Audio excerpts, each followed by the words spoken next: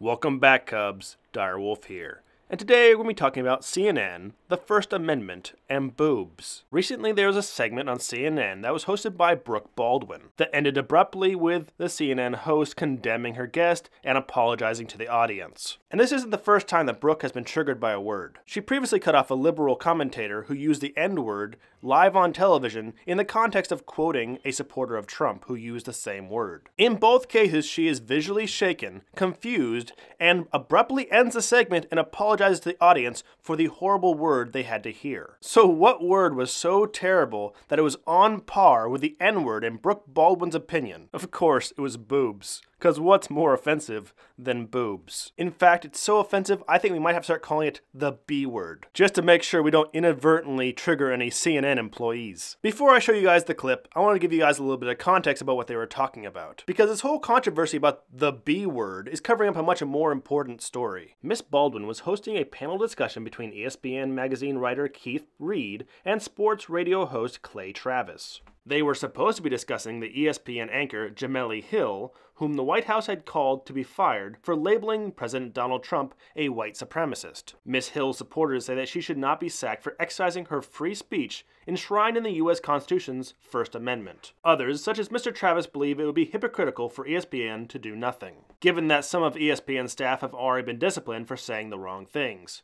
The comments she made in question were on Twitter and said things like, "Trump is the most ignorant, offensive president of my lifetime. His rise is a direct result of white supremacy, period." And that Donald Trump is a white supremacist who surrounds himself with other white supremacists. Obviously her comments are wrong and stupid, but the real question is, should she be punished or lose her job because of her opinion and statements that she made in her private life, not related to any official capacity of working with ESPN? It might be tempting to say that absolutely she should lose her job because had she been a conservative, making fun of Hillary Clinton as president, that she would have lost her job in a heartbeat. However, I'm of the opinion that the government should never pressure any private company to fire anyone based on their personal opinions or statements. The president himself or his cabinet should not be calling for her firing. Of course, it is okay for a private company to hire or fire someone based on their personal opinions. It could be incredibly stupid if that personal opinion does not affect their ability to do that job, but they have the right to do so. The First Amendment gives Miss Hill the protection of her free speech,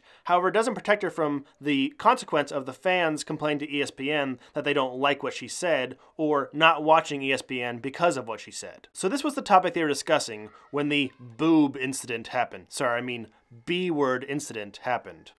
And that had absolutely nothing to do with sports. And they said, look, you can't have this opinion. It's too conservative. We're not going to allow it. I think that's a bad move. I'm a First Amendment absolutist. I believe in only two things completely, the First Amendment and boobs.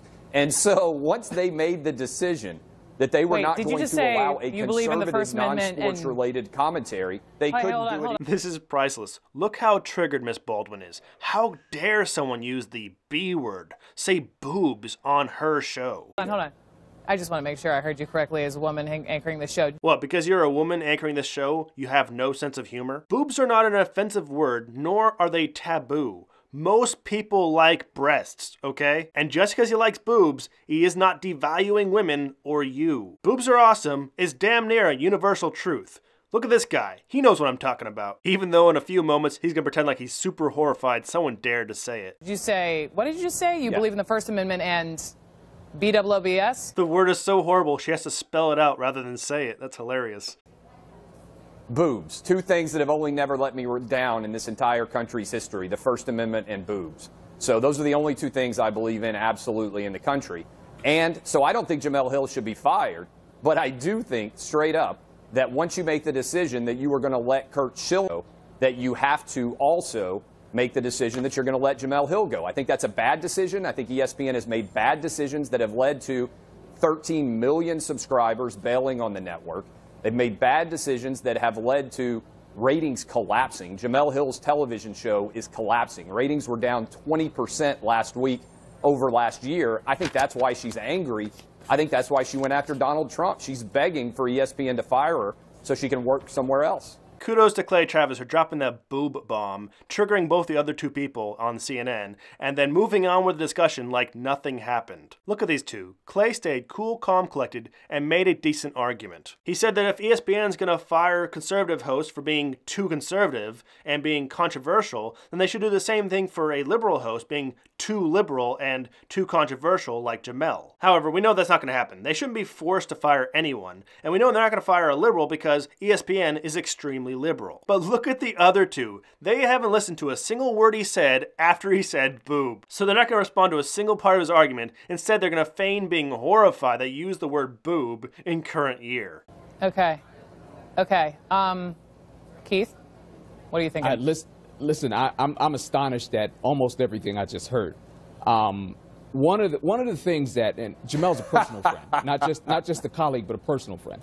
One of the things that Jamel's had to deal with her entire career, and many women who I'm friends with in this business and have been friends with in this business for a long time, is sexism, blatant sexism, comments about her appearance, comments about her racially, comments about her inability or perceived inability to be able to comment on sports because of her gender. So for somebody to come on CNN and to say something like the only thing I believe in a discussion about something I'm still there too. When he says the only thing he believes in is the First Amendment and boobs, he's not referring to Jamel. And making an obvious joke about the only two things you believe in being the freedom of speech and boobs does not make you a sexist. This is just a common turn of phrase and joke that Travis Clay is known for making when he's talking about the First Amendment. It has nothing to do with Jamel. And if you're too mentally fragile, too triggered by the word boob, maybe you're far too fragile to be reporting on the news, or far more likely, that long pause between the word being said and your response was you mulling over your head what would be the best political response for your far left regressive bosses and viewers. And perhaps the calculated false outrage about to come is just one gigantic virtue signal. And I just want to make sure I'm hearing you correctly. B-O-O-Z-E or B-O-O-B-S? Because as a woman, I'm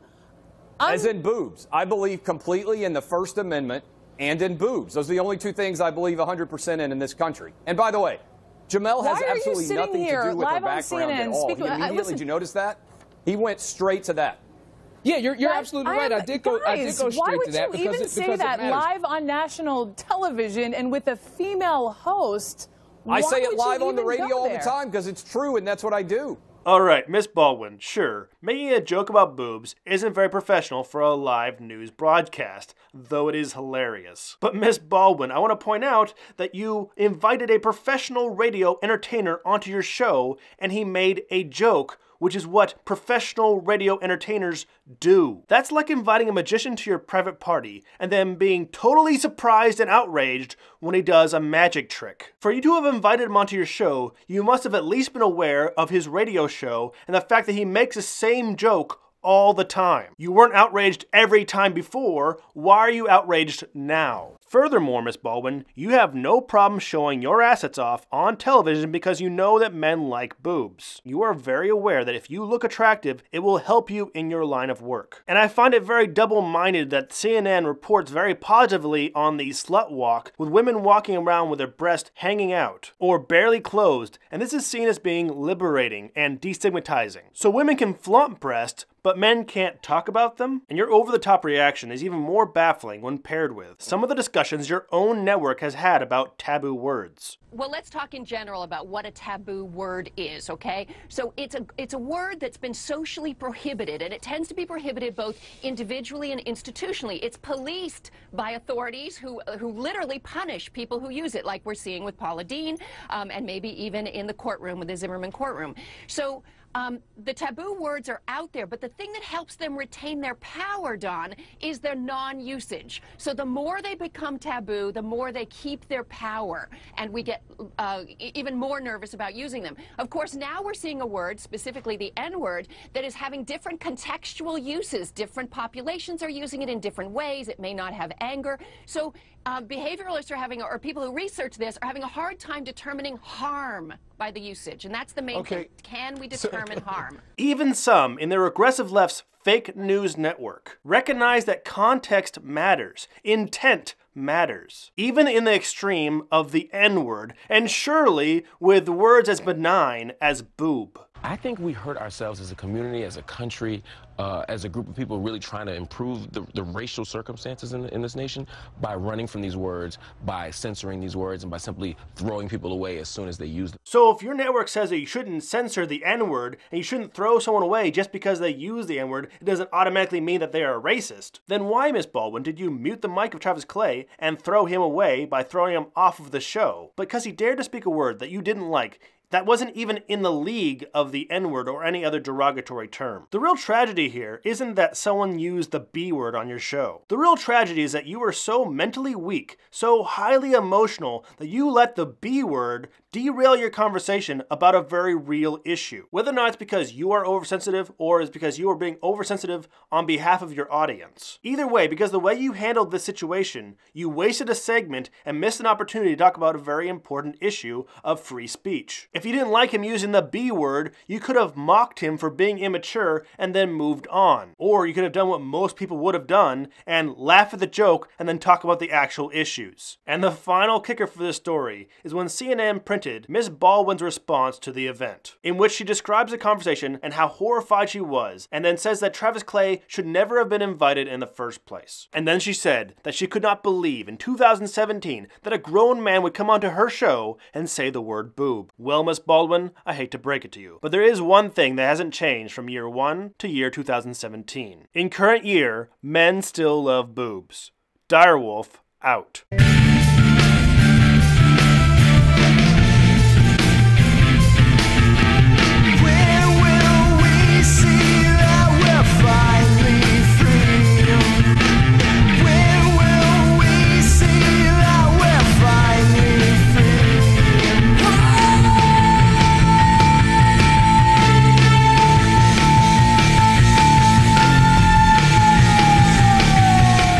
Hey Alpha B, I really love your boobs. Oh, thank you, baby. What else do you love? What else is there?